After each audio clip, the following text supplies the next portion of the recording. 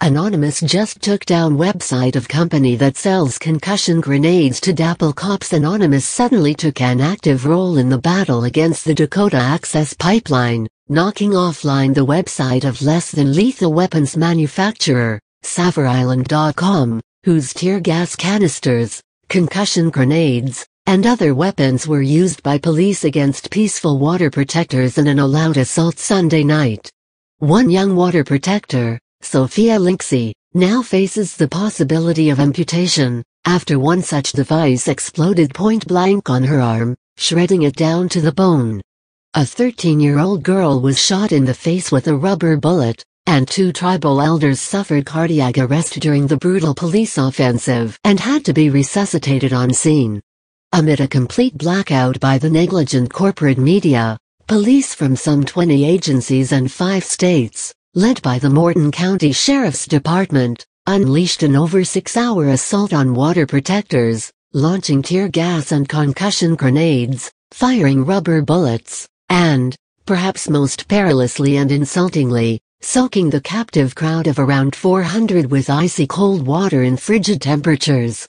Walensky, according to witnesses and a statement via her father, Wayne, had been delivering much-needed water to the group on the Highway 1806 backwater bridge when what is believed to be a concussion grenade exploded on her arm, ripping through flesh and muscle, leaving bone exposed.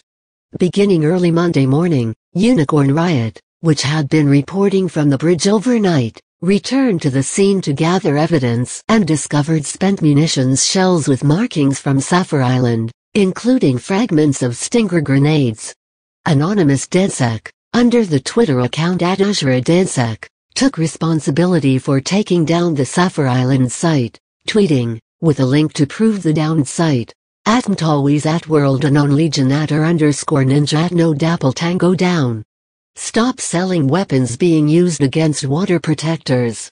Morton County Sheriff's Department spokeswoman Maxine Hare hubristically claimed in the Los Angeles Times that Walensky could not possibly have been hit by anything from police, and must have been rigging a makeshift explosive device of her own to receive such an injury.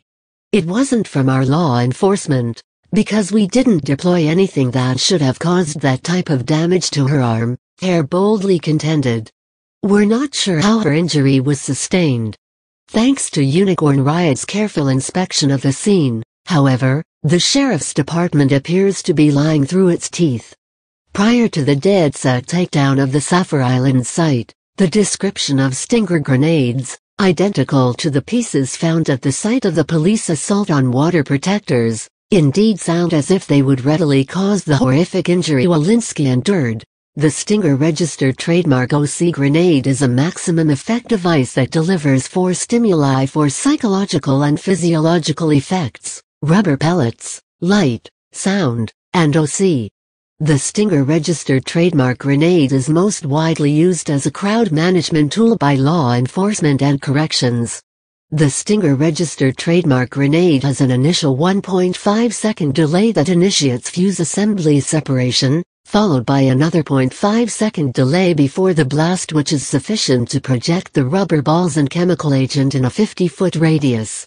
If such a grenade landed on the young water protector's arm, that 50-foot blast radius would be concentrated in a reduced space, and could obviously cause severe injury and disfigurement. Safar Island's CS gas, tear gas, canisters also littered the area where police launched the altogether disproportionate assault on Standing Rock Sioux and other water protectors, and, again prior to the site being taken offline by Anonymous, described symptoms such as induced panic and possible cardiac arrest.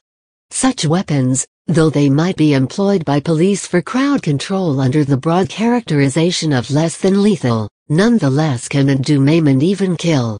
The Morton County Sheriff's Department noted one officer received a head wound from a projectile launched by someone in the group of water protectors.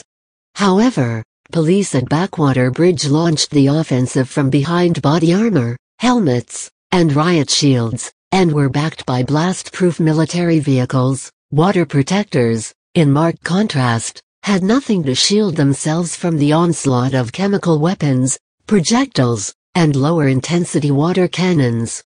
Those present in the group reported being choked with tear gas and then inundated with water, freezing clothing to skin almost immediately in the 23 degrees weather.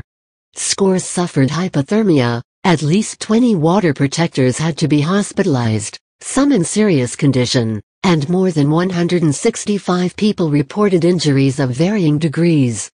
Considering Suffer Island's insidious weapons directly contributed to the suffering, and, in one case, permanent disfigurement, if not amputation, of peaceful water protectors whose only goal is to preserve clean drinking water for this and future generations, anonymous takedown of the site makes sense. Sophia Walensky is currently enduring multiple surgeries at the Minnesota hospital where she was airlifted in an attempt to preserve her arm, but it still isn't clear whether that will be possible. A GoFundMe campaign to assist her with medical expenses can be found here. If you are unable to contribute, please consider sharing the campaign. Standing Rock Sioux water protectors face even tougher times ahead in their battle to halt construction of the Dakota Access Pipeline, with temperatures this winter expected to be even lower than the frosty average. There are many ways you can help them this winter. A list of suggested items to donate and further information can be found here. You can also voice your concerns about police treatment of water protectors by contacting those responsible for the pipeline, and a suggested list can be found here.